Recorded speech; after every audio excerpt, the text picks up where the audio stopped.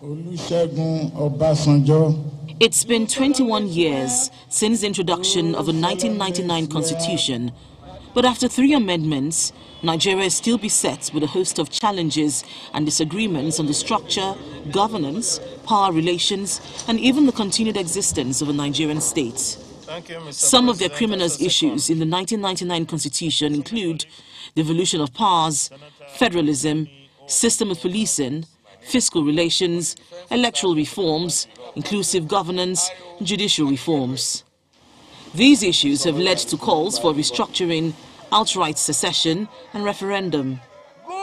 There are also questions as regards the validity of the Constitution, as some argue that the 1999 Constitution is a product of a military decree and not the People's Constitution. That idea is valid because if you look at it, the consultation was not actually from representative capacity. The military only consulted some experts, okay, to put that constitution together, even though the 1999 constitution is an offshoot of the 1979 constitution. Since 1999, the 6th, 7th and 8th assemblies have successfully amended the constitution. They include amendments to enable a person sworn in as president or governor to complete the term of an elected president or governor, but disqualified from election to the same office for more than one more term. Amendments to make INEC financially and administratively independent. Reduction of age qualification for political officers. Financial autonomy to the National Assembly, state legislatures and state judiciary. But there are some highly sought-after amendments which were not signed by the President. They include devolution of powers, independent candidature, simplifying the processes for state creation, removal of presidential assent to constitution amendment bills. After the processes of amendment, the clean copy will be sent to one man on whose powers it lies to determine whether all these processes that billions of naira has been spent will go through or not. And if the president says no, like we saw during the 4th alteration, and everything is gone. The 9th National Assembly has taken the baton of amending the 1999 Constitution.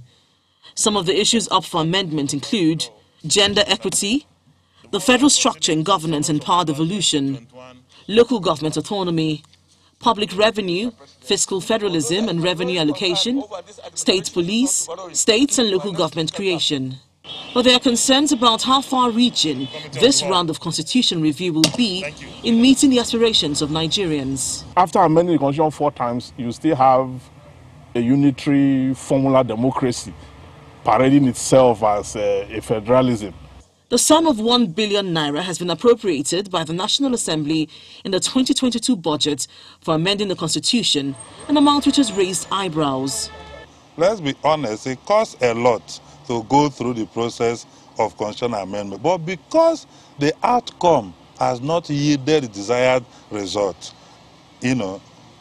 for me, I think that we have not gotten value for what we are doing. Members can propose amendments to the Constitution by way of private member bills. Citizens can equally, sponsor amendments to the Constitution. It doesn't have to be a ritual that will cost so much as we have seen in the past.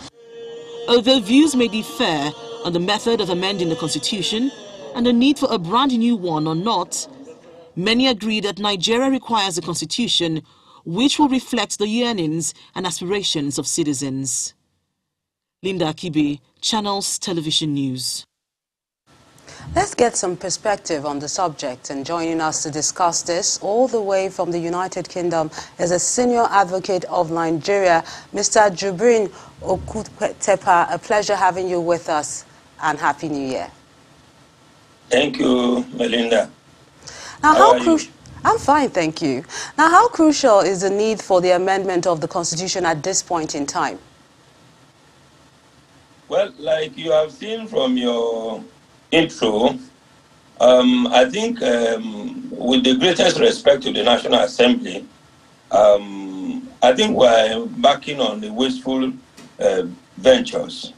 because no matter the number of amendments we have done to our constitution, it has not gotten to a far-reaching level that is required. What do I mean? When you talk about constitution and look at the preamble of Nigeria Constitution, it said, "We, the people of the Federal Republic of Nigeria, hereby give to ourselves the following constitution." We have questioned the legitimacy of the claim of the constitution itself, that is a product by the people. Even the process being embarked upon now by members of the National Assembly cannot be, in strict sense of the word, be described as a product of the people. You talk about zonal hearings of this constitution, a 6 geopolitical zone. Who are the people that populated the hearing venues of this constitution?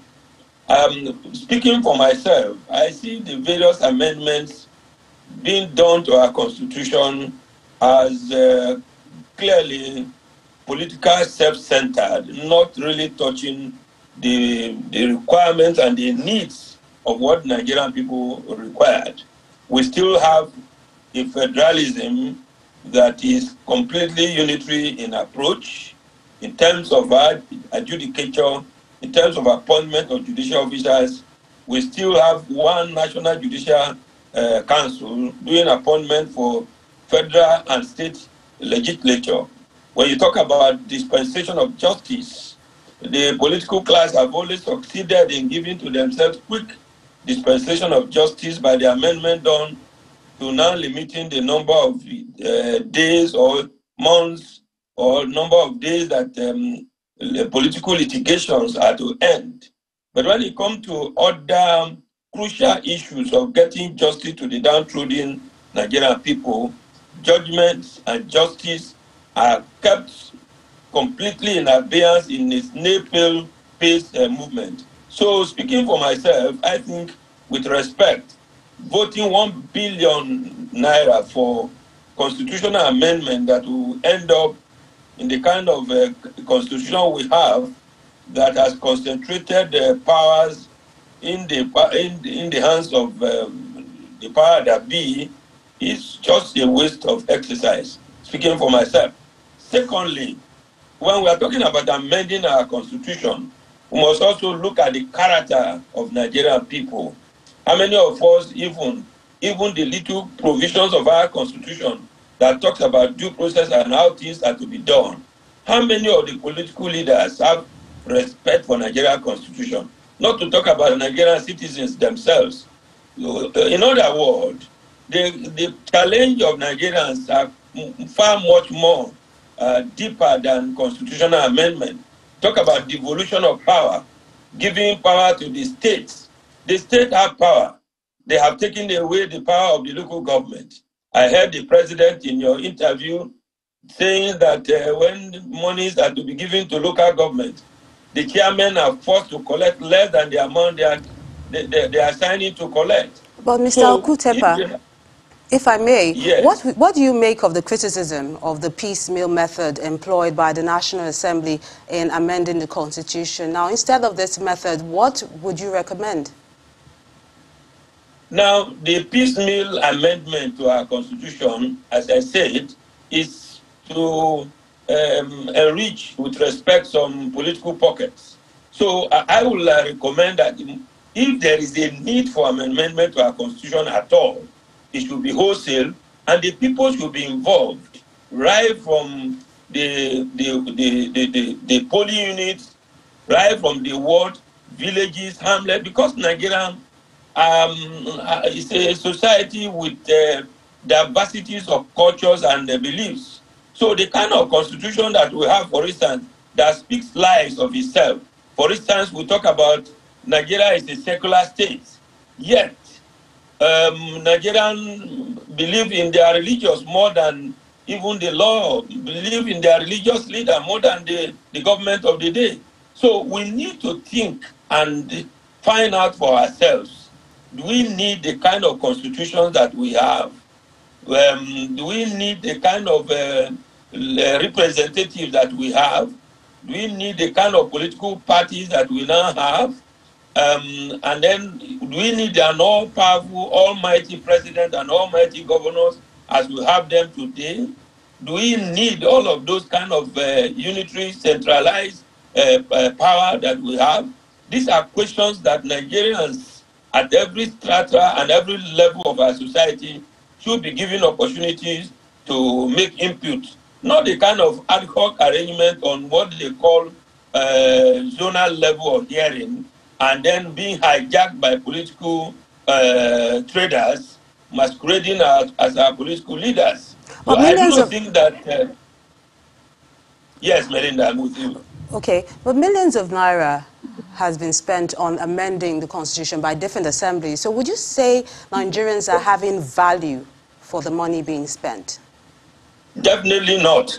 But what is the value? For instance, there is an amendment, the one that provides for young people to rule and to run. And now, how many young people have now had the opportunity to vie for political offices, say as governor or senators, when indeed it is more expensive to run for political offices in Nigeria?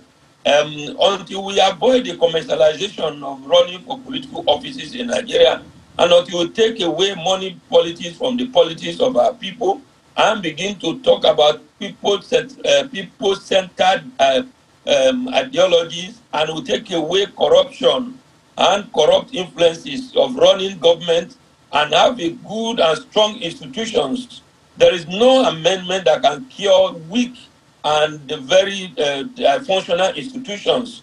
You talk about independence of INEC with respect. I do not think that INEC, as it is or as it has been, is independent in strict sense of the word. Yes, it's independent by name, but by actions, by decisions in defense of litigations in court.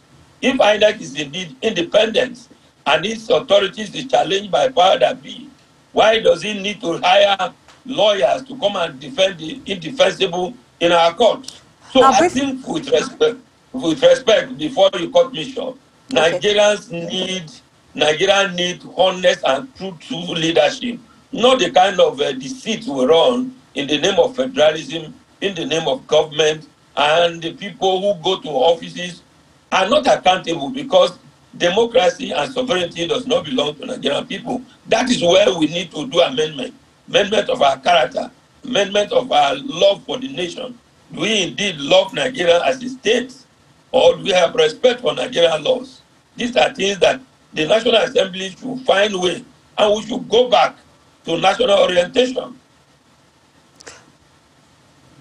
Senior Advocate of Nigeria, Mr. Jibrin Okutepa, a pleasure sharing your thoughts with us on the news at 10. Thank you, Melinda. God bless Nigerians.